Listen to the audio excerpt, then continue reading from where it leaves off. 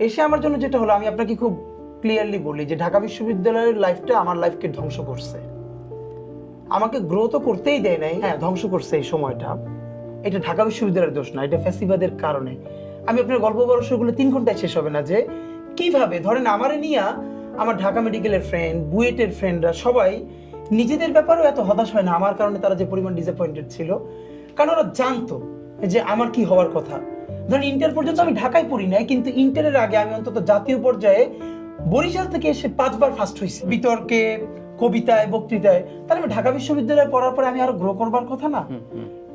আমার জীবনের প্রথম যেটা ট্র্যাজেডি, একদম ছোটটা বলি সব থেকে, বিশ্ববিদ্যালয়ে ভর্তি হলাম, দ্বিতীয় দিন ক্লাস, পলিটিক্যাল সায়েন্সে তখন সেকশন ভাগ হয় নাই, প্রায় 300 ছেলে মেয়ে আমরা একসাথে। আমাদের একজন ফ্যাকাল্টি, উনি বিভিন্ন প্রশ্ন করতেছে, তো আমাকে একটা জিজ্ঞেস করলো, আমি উঠে বললাম একটা শব্দের উচ্চারণ ইংলিশ, আমি শুদ্ধ করে বললাম। উনি উঠেই বললো, মোল্লা মুন্সি ভুল বলছি, এসব করা যাবে না। উনি মানে আমার তখন আমি টুপি পরি, জামা পাজামা পরি, এবং এটা নিয়ে আমার কোনো দ্বিধা নাই। দেখেন এইটা আমি সোয়াব মনে করি না, আমি মনে করি কালচারাল আইডেন্টিটি।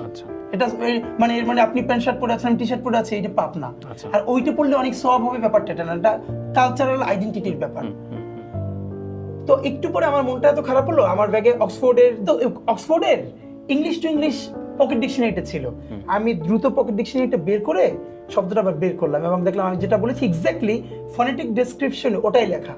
তখন আমি দাঁড়িয়ে বললাম, এক্সকিউজ মি স্যার, মানে উনি আমাকে খুবই বাজেভাবে ট্রিট করেছিল, তো আমি লজ্জায় আমি ওনাকে দেখালাম।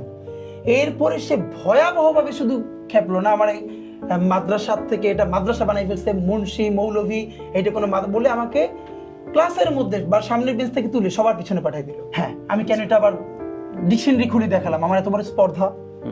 এবং আপনি ভাবেন একটা ইউনিভার্সিটির ছেলের সেকেন্ড ক্লাস, এত ছেলে মেয়ে নতুন, আমি কাউকে চিনি না, আমাকে